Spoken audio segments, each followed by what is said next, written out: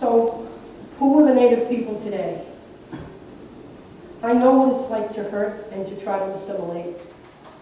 I tried it for a time when I was young, and in the end I was neither European nor Indian. My pretense alienated my tribal family, and it insulted the Europeans that I encountered. I've worked long and hard to overcome these negative feelings. And now I know who I am, and I'm proud of it. And that's what makes my walk so much easier. When Native people are shown their culture, it gives them self-esteem. It gives them something that they want to pass on to their children and their children's children. And the added benefit of this tribal esteem is that it takes away what they call generational pain.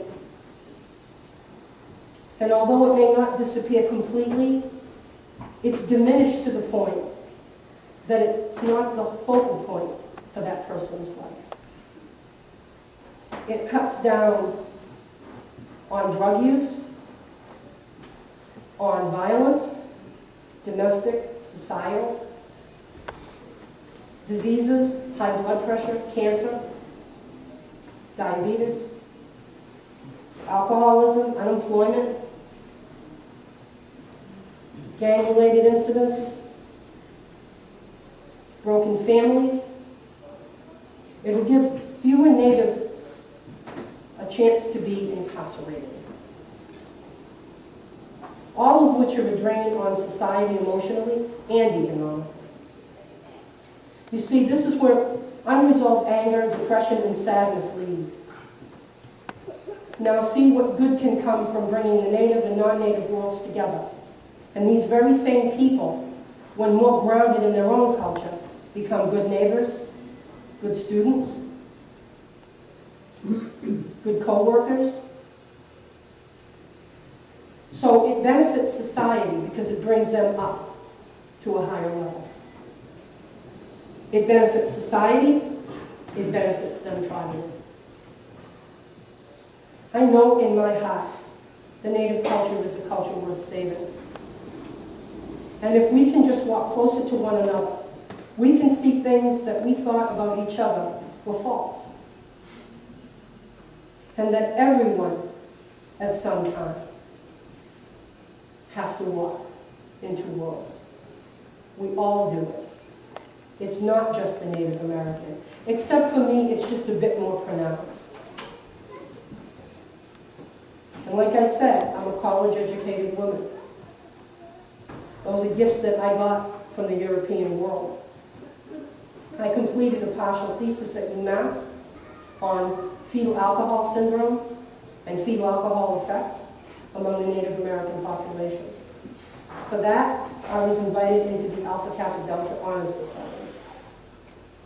And I'm also a member of INCASE, which is the International Coalition for Addiction Studies. I've worked as a substance abuse counselor, a family counselor, and I've worked in many facilities. The Shepherd's House, the Malden Family Services, Division of Youth Services, JFK Family Service Center, and at the Dennis McLaughlin House as both a counselor and a program intake coordinator. And now I run my own program in Wareham called Peaceful Gathering Place, which opened its doors almost 2 years ago and is working, as I said, to serve the Native and non-Native community. We're working to heal mind, body, and spirit by bringing all people together to examine and heal old wounds. We're accomplishing this through the teaching of the Native culture, Native ceremonies, traditional and holistic counseling, and the teaching of solid and basic nutrition. Because a person must know who they are and be grounded in their own culture before they can be proud of that culture. My walk in both worlds has brought me to this world. My culture defines me. Creator made me a Native American woman. But I must choose how I walk this earth. And I choose to be forgiving because that is what will be given to me. I choose to help my people walk a different path and to choose to make them a strong and vital people again.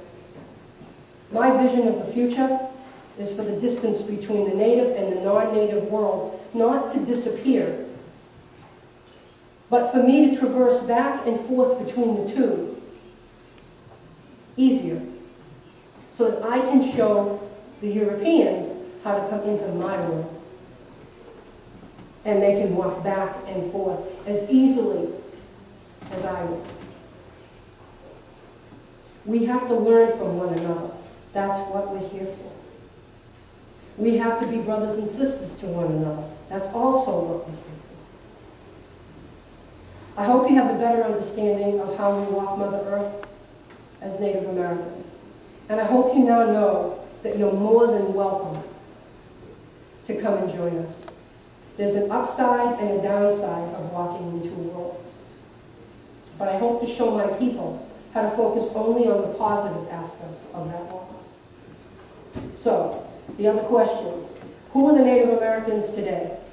And I can sum it up by saying, we're a people that have learned to adapt, to grow, change, and accept progress, just like every other American in this great country.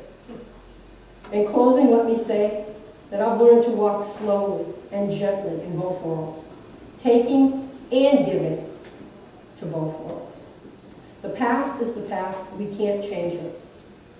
But we can change how we look at it and how it affects us.